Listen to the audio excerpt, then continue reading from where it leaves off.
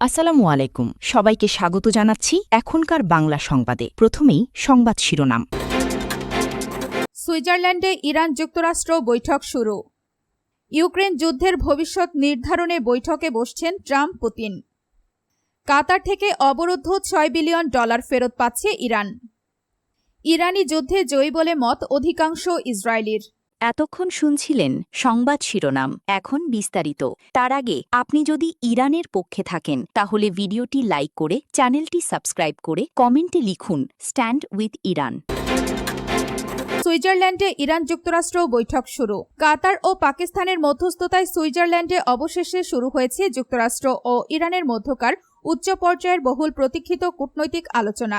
যুদ্ধ অবসানের লক্ষ্যে একটি অন্তর্বর্তীকালীন চুক্তি বাস্তবায়নের চূড়ান্ত রোড ম্যাপ তৈরিতে এই দুই দেশের প্রতিনিধি দল মুখোমুখি বৈঠক শুরু করেছে। কাতারের পররাষ্ট্র মন্ত্রণালয়ের পক্ষ থেকে আনুষ্ঠানিকভাবে এই দ্বিপাক্ষিক আলোচনার শুরুর কথা জানানো হয়েছে। মধ্যপ্রাচ্যের চলমান সংকট ও যুদ্ধ অবস্থার অবসানে এই আলোচনাকে অত্যন্ত গুরুত্বপূর্ণ এবং ঐতিহাসিক একটি পদক্ষেপ হিসেবে দেখছেন আন্তর্জাতিক বিশ্লেষকরা। আলোচনা সফল করতে ইতোমধ্যে যুক্তরাষ্ট্র ও ইরানের উচ্চ পর্যায়ের প্রতিনিধি দল সুইজারল্যান্ডে এসে পৌঁছেছেন।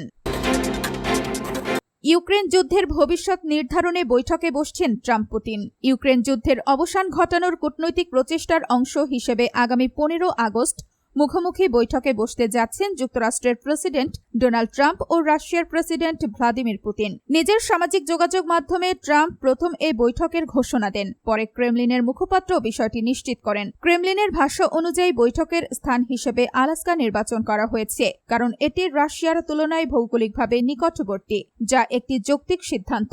বিবিসির প্রতিবেদনে এ তথ্য জানানো হয়েছে। বৈঠকের ঘোষণা দেওয়ার কয়েক ঘণ্টার মধ্যেই ট্রাম্প ইঙ্গিত দেন, যুদ্ধের অবসান ঘটাতে ইউক্রেনকে কিছু ভূখণ্ড ছাড়তে হতে পারে। তার মতে ইউক্রেনের পূর্বাঞ্চলের ডনবাস অঞ্চল ও ক্রিমিয়া রাশিয়ার নিয়ন্ত্রণে থাকতে পারে, তবে খেরসন ও জাপোরিঝিয়ার মতো আংশিক দখলকৃত অঞ্চলগুলোর ভবিষ্যৎ নিয়েও সমঝোতার সম্ভাবনা রয়েছে। গত শুক্রবার হোয়াইট হাউসে আর্মেনিয়া ও আজারবাইজানের নেতাদের সঙ্গে বৈঠকের সময় ট্রাম্প বলেন, আমরা রাশিয়ার সঙ্গে একটি বৈঠক করতে যাচ্ছি, আমরা রাশিয়াকে দিয়েই শুরু করব।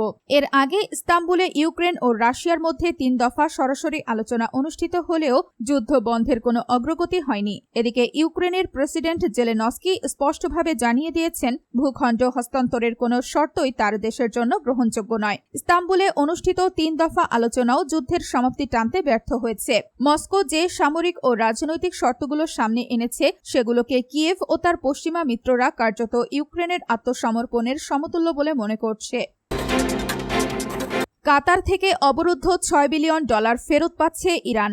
যুক্তরাষ্ট্রের সঙ্গে একটি প্রাথমিক চুক্তির অংশ হিসেবে কাতারে অবরুদ্ধ থাকা ইরানের $6 বিলিয়ন সম্পদ তেহরানের কাছে ফিরিয়ে দেওয়া হবে বলে জানিয়েছেন ইরানের প্রেসিডেন্ট মাসুদ পেজেশকিয়ান। আজ রোববার 21 জুন দেশটির রাষ্ট্রীয় সম্প্রচার মাধ্যম IRIB এর বরাতে এই তথ্য জানা গেছে।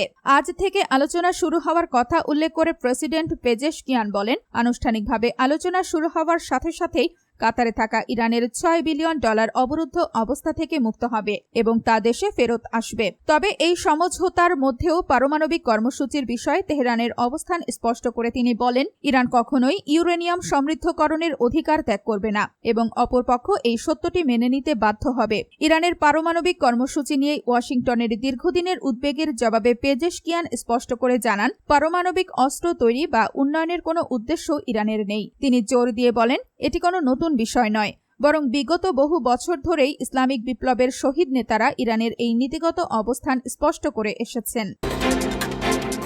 ইরানি যুদ্ধে জয়ী বলে মত অধিকাংশ ইসরায়েলির। মার্কিন যুক্তরাষ্ট্র ও ইরানের মধ্যকার চুক্তি এবং সাম্প্রতিক সংঘাতের পর এক নতুন জনমত জরিপে দেখা গেছে, ইসরায়েলের সিংহভাগ নাগরিকই বিশ্বাস করেন এই পরিস্থিতিতে ইরান আগের চেয়ে অনেক বেশি শক্তিশালী হয়ে উঠেছে।